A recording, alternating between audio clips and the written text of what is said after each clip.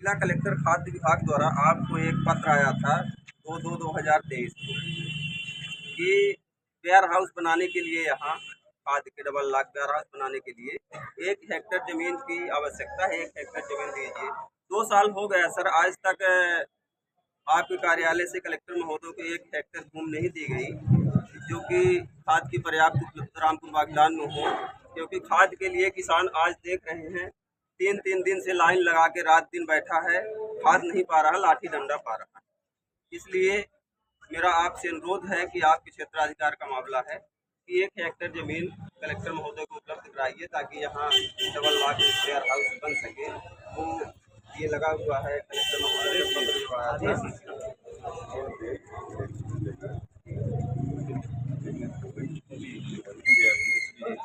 मंडी में पूरा साइड में जो जमीन है जहाँ एक घर बना है और चलिए। और नंबर 2 है सर, बिजली विभाग द्वारा किसानों की इतनी लूट हो रही है, क्षेत्र में ट्रांसफार्मर जले हैं, किसान दोहरी मार झेल रहा है। एक तो कभी किसी तरह से अपने खेत में रोपाई करवाया, इतना महंगा बीज है, खाद है, लेबर है जो लग गई। एक तो खाद के कारण पूरी फसल बर्बाद हो रही है, वो समस्या आप देख रहे हैं। दूसरी बिजली विभाग, जहाँ ट्रांसफार्मर जल रहे हैं, जो खाद थोड़ा होनी भी है वो भी पानी के कारण ट्रांसफार्मर जले हैं, उसके अभाव में। इसमें है तो ग्राम बढ़ारी में छकौड़ी सिंह के हारी के पास एक ट्रांसफार्मर, रजहा आदिवासी बस्ती, चुरमारी आदिवासी बस्ती, ऐसे सर्वे करेंगे तो हजारों ट्रांसफार्मर जले, इनका बिल भी चुकता है। मान लीजिए 10 हितग्राही, उसमें 10 कनेक्शन वाले हैं, 9 का जमा है, किसी एक का नहीं जमा है। उसका विभाग अपना चाहे नोटिस भेजे, चाहे जो करे, वसूल करे, कनेक्शन काटे, पर एक के पीछे 10 लोग मर रहे हैं। ये किसानों के लिए बड़ी दुर्दशा की बात है।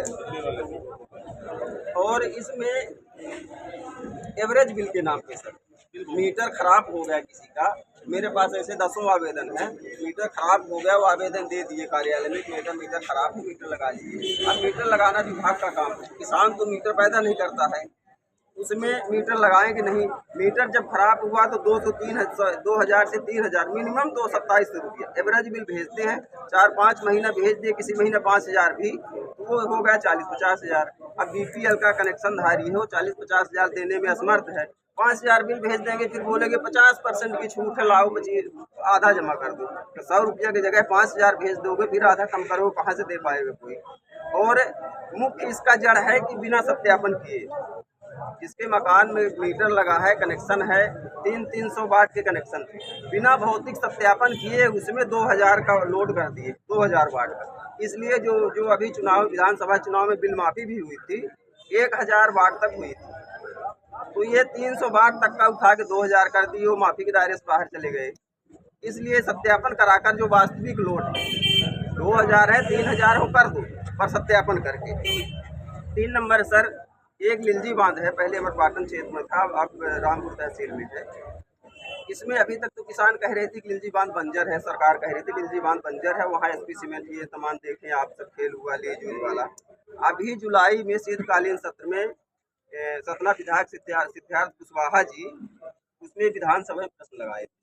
सरकार इतने दिन में यह मानी है कि हाँ किसान खेती कर रहा है, खेती कर रहा है, वो मैं आपको दे दूंगा, वहाँ का कार्यवाही में जो आया है उसमें सरकार मान ली कि खेती कर रहा है। खेती तो कर रहा है सर, किसान पट्टा देना तो दूर, सर मेहनत करके फसल उगाते हैं, पर जितनी समस्या सर फसल उगाने में नहीं होती उतनी उनके बेचने में होती, क्योंकि रजिस्ट्रेशन विक्रय रजिस्ट्रेशन धान का हुआ नहीं, तो उसमें औने पौने दाम में सर व्यापारियों को देना पड़ता है, 1,000, 1,200, 1,500, जिससे जितना जुगाड़ बन गया व्यापारी से लूट होती है। इसलिए उसमें गिरदवली करा के कम से कम धान विक्रय पंजीयन का थोड़ा व्यवस्था कर दी जाए कलेक्टर साहब। जी जी, 12 कॉलम में किसानों का नाम दर्ज है सर, और सरकार यह मान ली है अपने रिकॉर्ड में, अब उसके कार्यवाही में आ गया कि हाँ किसान खेती कर रहे हैं, तो ये देख लिया जाए। और क्षेत्र में सर ये सरपंच सचिव जो हैं, तो पात्र हितग्राहियों को जिनका नाम वृद्धा पेंशन, BPL या आवास योजना, PM आवास में जो था, तो अपने हिसाब से सर आगे पीछे करके किसी का काट दिए, किसी अपने आदमी को जोड़ दिए, तो थोड़ा उसमें सत्यापन करा के जो पात्र हितग्राही हैं, मैं वैसे नहीं करता हूँ सबका, जो पात्र हितग्राही हैं वृद्धा पेंशन, विधवा पेंशन, आवास, उसमें उनको हितग्राही मूलक सुविधाओं का लाभ दिया जाए। तो सर, एक रामपुर बागलान में बेला गांव है। बेला में लाइसेंसी शराब की दुकान बेला के नाम से है, और वो जाके ग्राम पंचायत के मार्ग नेशनल हाईवे के किनारे रीवा आना जाना हुआ होगा तो आपकी नज़र पड़ी होगी।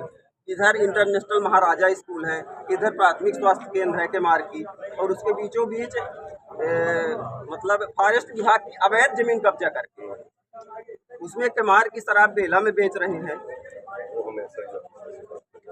तो उसको मैं शिकायत किया था, तो उसमें जब आप आए कि 7 दिन के अंदर उसको नोटिस जारी हो गई है कि दुकान बेला में लाओ, पर कोई कार्रवाई नहीं हुई।